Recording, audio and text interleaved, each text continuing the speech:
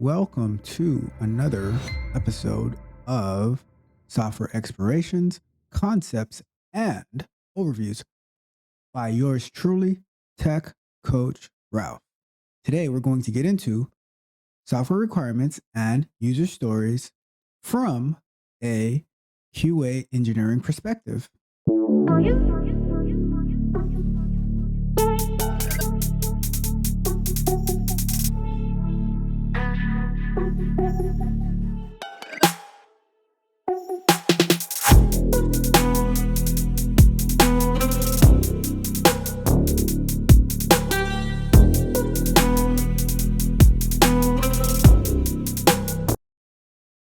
So, without further ado, let's get into it.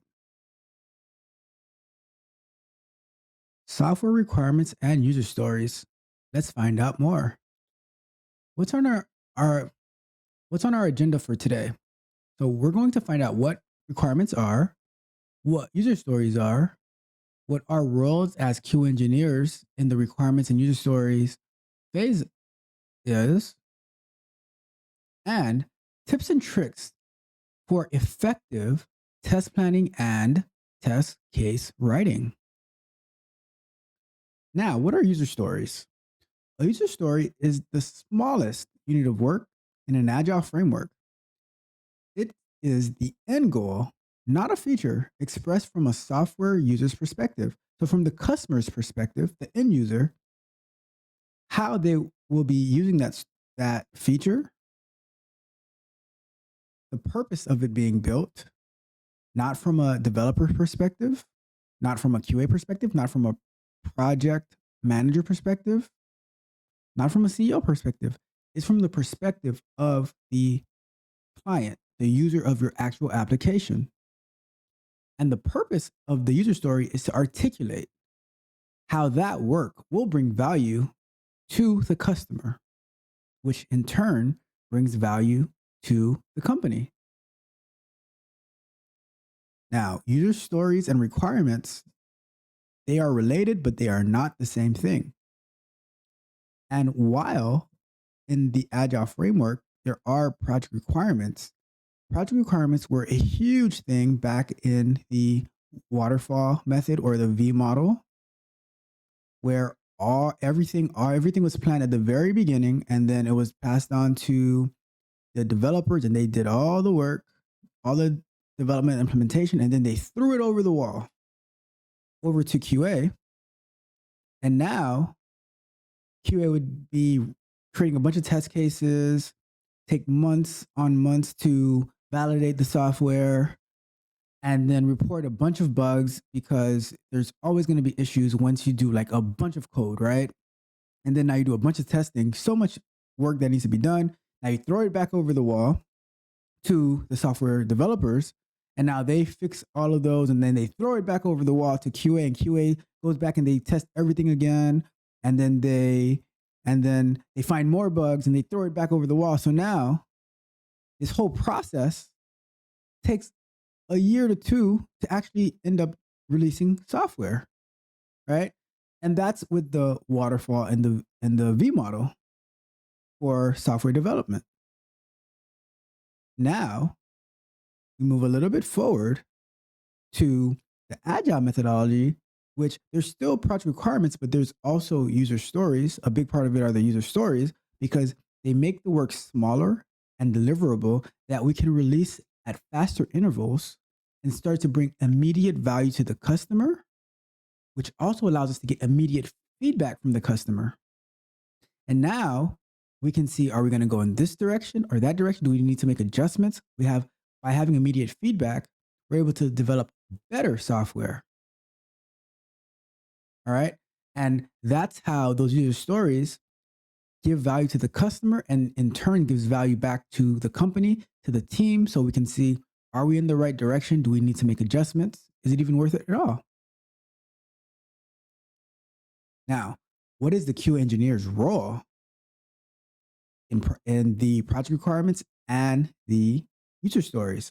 So we analyze the requirements and the user stories from the end user's usability perspective as well as the quality expectations.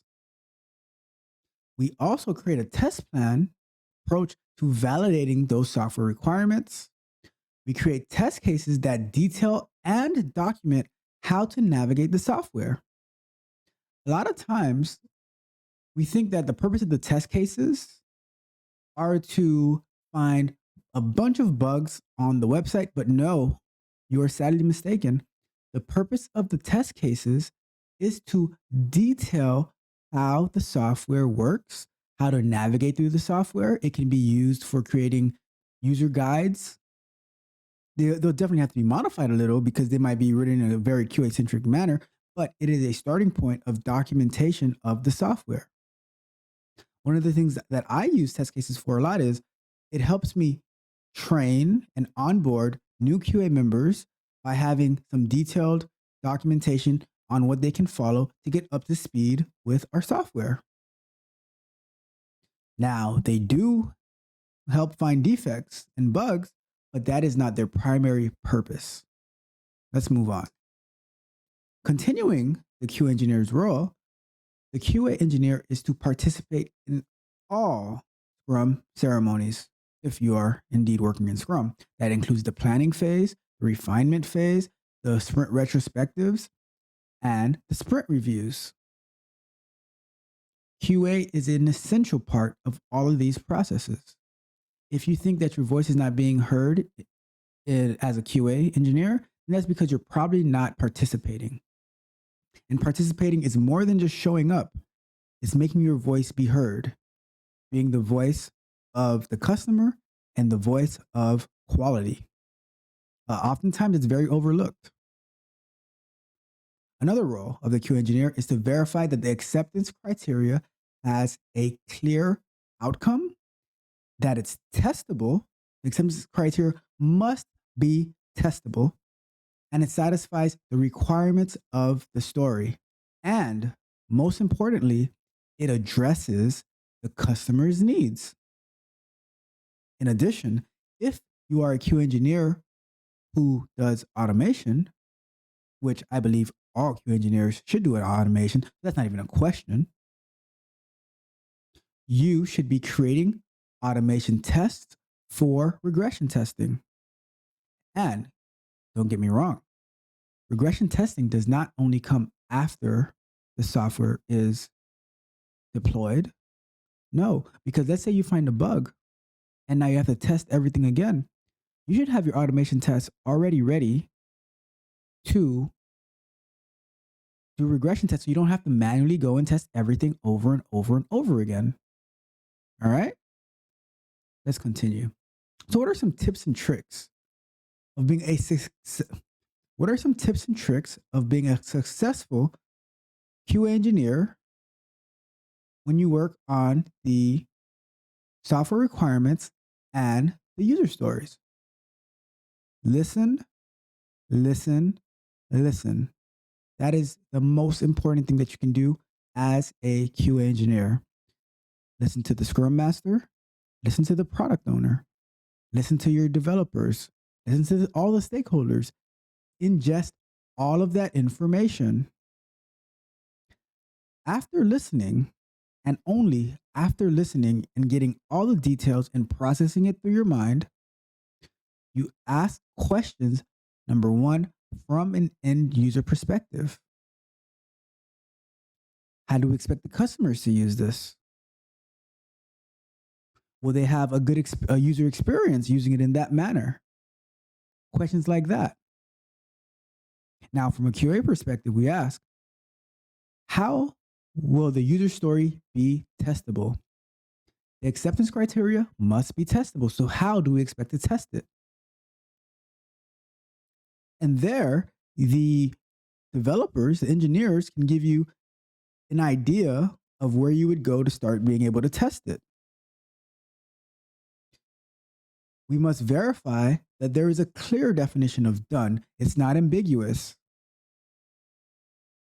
With a clear definition of done, we can say, okay, we checked out this, we checked out that, we checked out that. These acceptance criteria have been met. So if in order to mark the story as done, the software must be deployed, Then the user story is not done until the software is deployed to whichever environment that it's supposed to go to. In addition, once we start working on this, we must, if you want to be successful, if you don't want to be successful as a Q engineer, then you don't have to do this stuff. But if you want to be successful, you want to bring value to your team, then you must communicate and review the test cases with developers early on in the process. The longer you wait, the more opportunity for the longer you wait, the more opportunity there is for confusion to happen and the developers to have a different understanding of what QA is expecting versus what developers are expecting and what developers are expecting. So you communicate early, you review the test cases, you review the test plan, just so they can have an idea of where you're going to be going. And in the back of their mind, as you're developing, they know, okay, QA is going to be looking for this. So let me make sure I have this part completed. All right. Very, very important. Let's continue. So, in conclusion, we reviewed today understanding what project requirements are, understanding and contributing. Very important. Contributing, make your voice be heard as a Q engineer. When you don't make your voice be heard, it's totally your fault because you are not contributing to the successful outcome of the product we're working on. We spoke about understanding your role as a Q engineer in the process of the software requirements and the user stories. And then we discussed some amazing tips and tricks to have great outcomes as a Q engineer working within a software development team. But wait, there's a bonus. What's that bonus? I would encourage you to start working on your automated test as early as possible. While the software engineers are implementing the software and you're waiting to start testing, while you're writing your test cases, also see how much of automation you can get done as well. Why is that? Because the earlier you have automation, the earlier you can start running them. Of course, you can write the framework, the blueprint of how your automation tests are going to go. So for example, let's say you don't have the exact code, but you can say, all right, I have my test case written and I say, now I can start writing the code in comments, right? Say, navigate to the home page, click on this link, right? Have everything put together, and then I can put like dummy selectors in my page object model, but I have all the steps written out.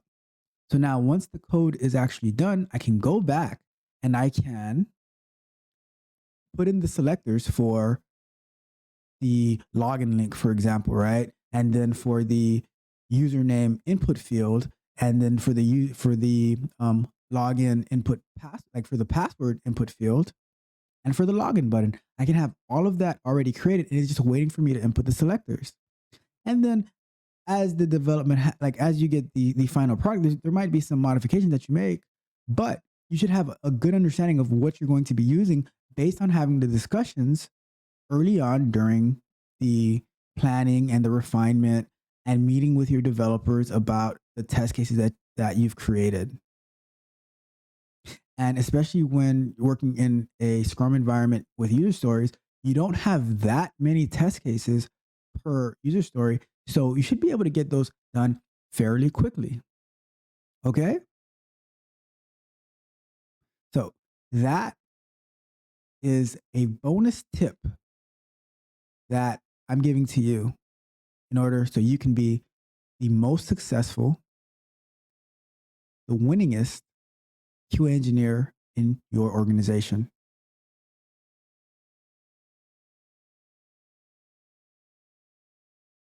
So this has been another presentation of software explorations, concepts, and overviews with Tech Coach Ralph.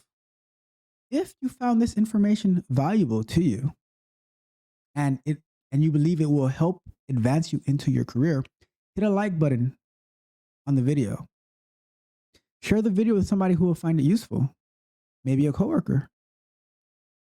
Maybe someone looking to get into the field. Share it. Post it on your social media. If you find it valuable, I guarantee you somebody else will find it valuable as well. But last but not least, hit the subscribe button. Hit the notification bell so you can be notified every single time I release new content that will help you grow into your career in the tech industry. I hope you enjoyed this video, but until next time.